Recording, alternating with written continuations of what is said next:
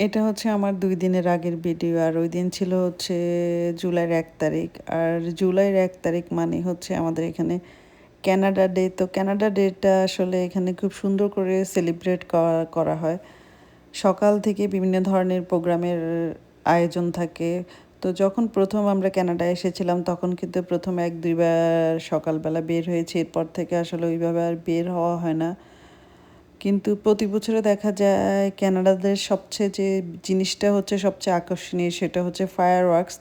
তো সেটা কিন্তু কোনোভাবেই মিস হয় না। তো এখন হচ্ছে দুপুরবেলা, আর দুপুরবেলা এখন আমি বাচ্চাদের জন্য চিকেন তান্দুরি করব। তো আমি আগেভাগে এটা ম্যারিনেট করে রেখে দেবো। আর যেহেতু বিকালবেলা আমরা ফায়ার ওয়ার্কস দেখতে বের হব, তো তার তার আগে হচ্ছে আমি চিকেন তান্দুরিটা রেডি করে যাব যেন বাচ্চারা বাসায় এসে খেতে পারে। আর চিকেন তান্দুরি, চিকেন বারবিকিউ আমার কাছে দেখতে যেমন একই রকম মনে হয়, খেতেও কিন্তু টেস্ট মনে হয় যে একই রকম। আর আজকে চিকেন তান্দুরিটা আমি করব হচ্ছে আমার চুলার ওভেনে, খুব শর্টকাটভাবে। এই যে দেখতে পাচ্ছেন যে আমার তান্দুরি প্রায় হাফ হয়ে গেছে। আর তান্দুরিটা আমি করব হচ্ছে একটু পোড়া পোড়া, যেহেতু বাচ্চারা ওইভাবে খেতে পছন্দ করে তাই আমি ওই রকমই করি। এই যে এখানে আমার তান্দুরি পুরোপুরি রেডি।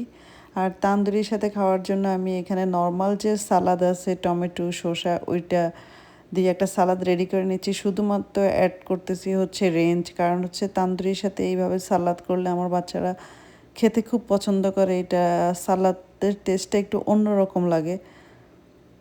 আর এইদিকে এই যে আমার সব কিছু রেডি, সালাদ, তারপর হচ্ছে তান্দুরি, আর সাথে হচ্ছে নান।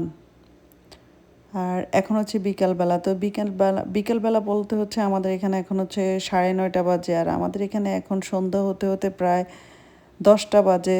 তারপরও চারিদিকে আলো থাকে। এখন হচ্ছে 9:30, আর 10টার মধ্যে হচ্ছে আমাদের এখানে ফায়ার ওয়ার্কসটা হওয়ার কথা। তো আমরা একটু আগেভাগে চলে আসলাম, যেহেতু এখানে প্রচুর পরিমাণে লোক হয়, সবাই এই জিনিসটা দেখতে আসে। তো যদি একটু লেট হয় আর জায়গা পাওয়া যায় না, তাই একটু আগেভাগে চলে আসলাম। আর আসার পরে আসলে দেখলাম যে এটা এখনও স্টার্ট হয়নি। 10টায় স্টার্ট হতে হতে প্রায় 10:30 বেজে গেছে। তো ফাইনালি এখন এটা শুরু হয়ে গেছে। তো সবাই মিলে আমরা এটা দেখতেছি।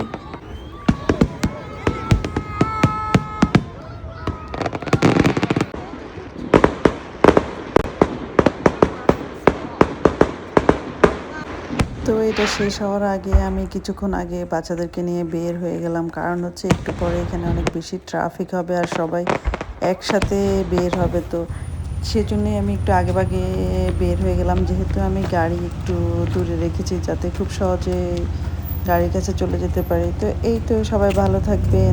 আল্লাহ হাফেজ।